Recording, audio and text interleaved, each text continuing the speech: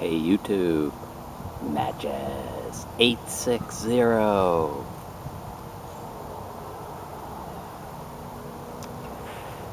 Smoking a Duca Carlo with some McClellan 5100 red cake in it.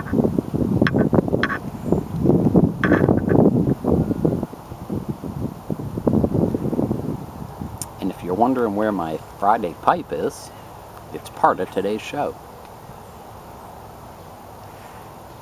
Welcome to my 2011 review. As I mentioned in my preview, any of you that have followed the German pipe presenters community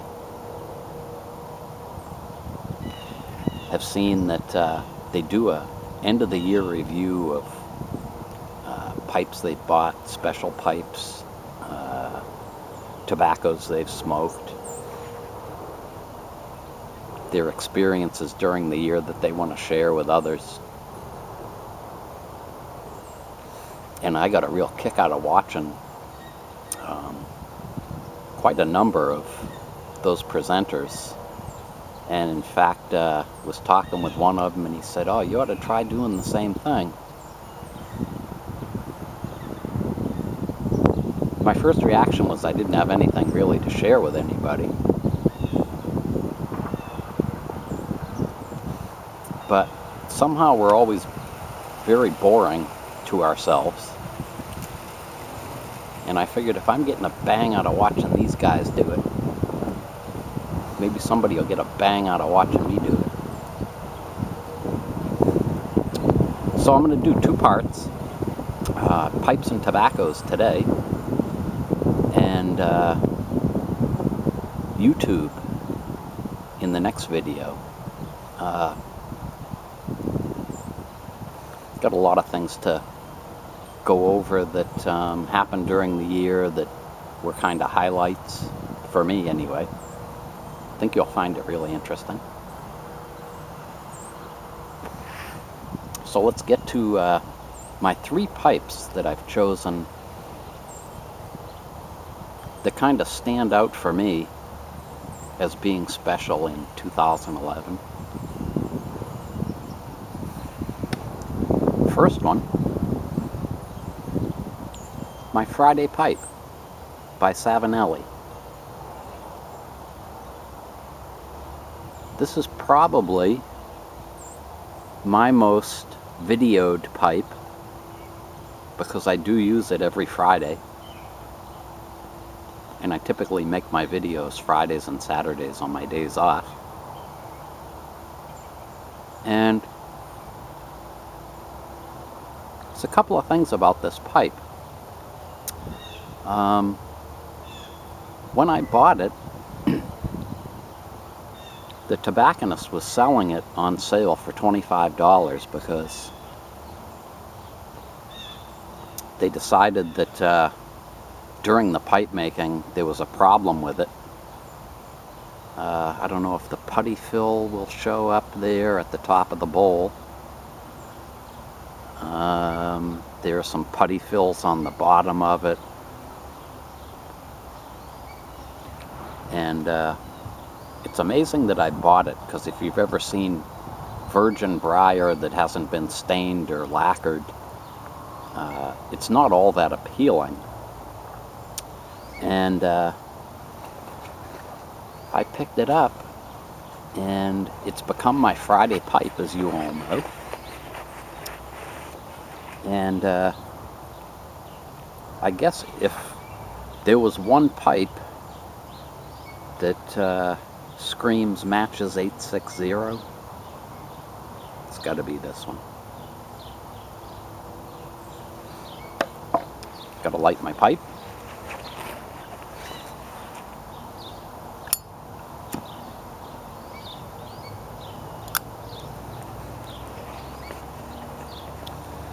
My next pipe,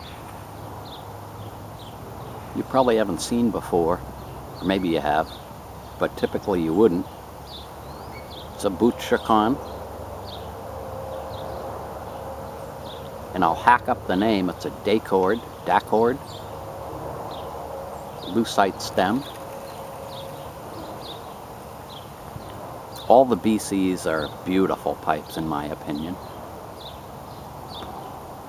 And this pipe is my Sunday pipe. And the reason that's important to me is Sunday for me is the start of the new work week. And it's also the start for me to put together my next week's programs for YouTube. So Sundays when I'm at work, usually I'll go out on break, take this with me,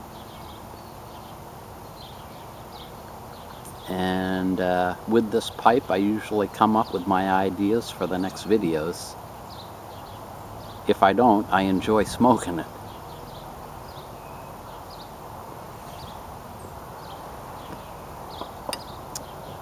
Last pipe is a new pipe, and about the last 2 years I sort of decided I had enough pipes and I really didn't need any new ones. But I don't know that I'll ever get over the thrill of going out and looking for a new pipe and buying it, and especially smoking it the first time. This fall I had one of those itches. Went to the tobacconist and I picked up the Savinelli Rhodesian.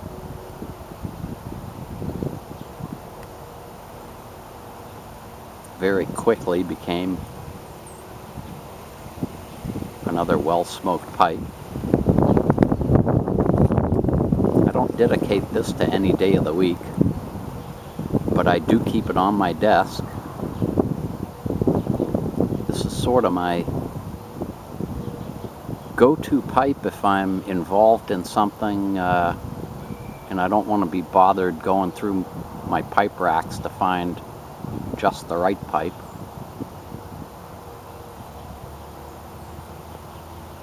Savinelli. Love those pipes. As far as the tobaccos go, I started out on YouTube with two old favorite tobaccos, Old Joe Krantz and Haunted Bookshop, both from Cornell and Deal. Both burley based with Virginia and Perique in them. And I'd been smoking them for a number of years. I kind of knew before I even got on YouTube that the day was coming when I'd be looking for a change.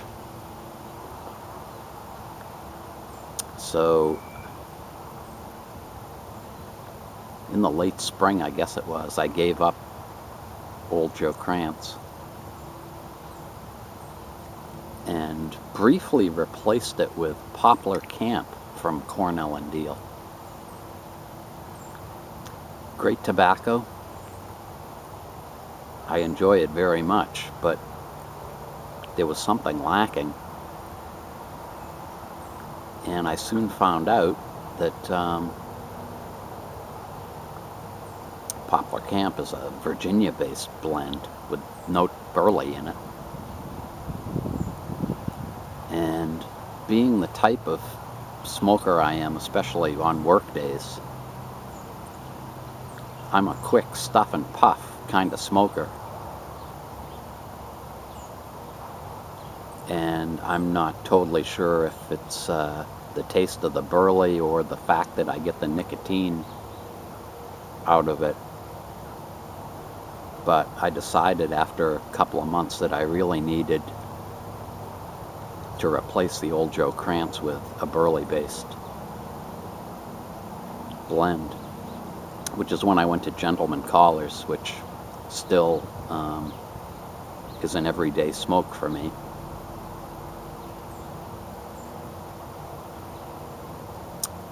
And I guess it was in August I had to find a replacement for Haunted Bookshop because the nicotine was really starting to bother me. And at that point, I fooled around with a couple of different things, and have finally settled on smoking a straight Virginia, the 5100 red cake, and also the 2015 from McClelland, which is the Virginia Perique Flake.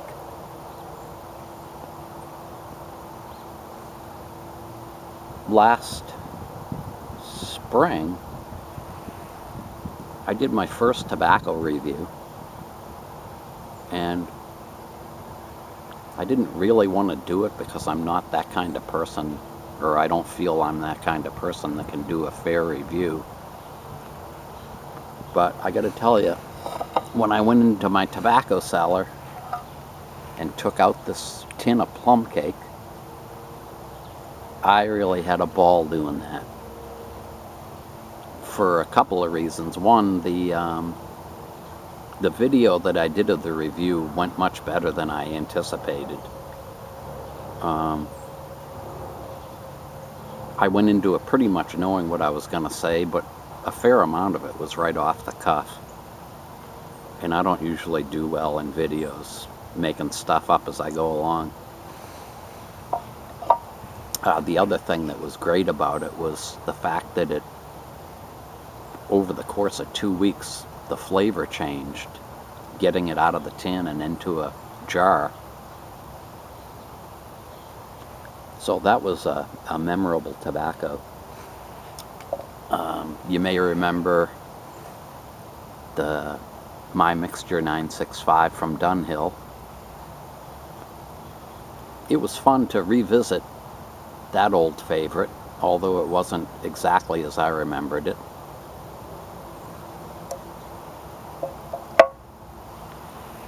And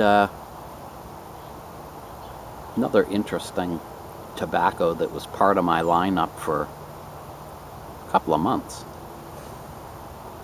Stanwell Vanilla.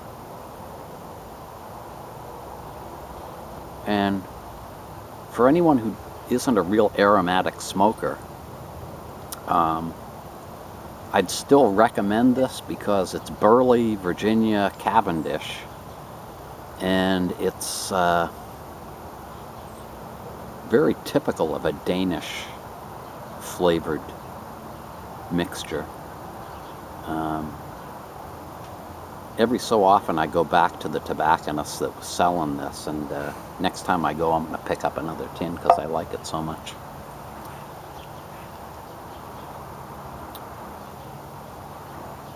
Very recently I got tobaccos from Germany. You might remember the rope tobacco I got from Yogi, and that is definitely one of the biggest highlights of the whole year for me. I always wanted to try a rope tobacco, and I guess what was so amazing after even the first smoke was that after you prepare that tobacco, slicing it up and rubbing it out, packing it into the bowl, especially for me where I'm stuff and puff, it just makes the whole pipe smoking experience so much better, so much more relaxing, extremely pleasurable. So that was definitely a high point.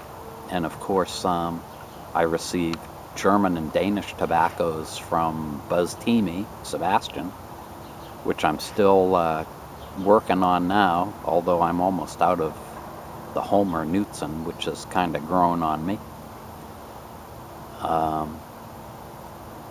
It's just really cool to know that the guys across the pond are smoking that stuff, and those are the ones that they like. You know, just like they watch us and we start talking about, you know, some GLPs or McClellan blend that they might not have access to. So, I think that's what I wanted to cover for today. Make sure to stay tuned for the little talk I got planned for my YouTube experiences. And I want to thank you for watching.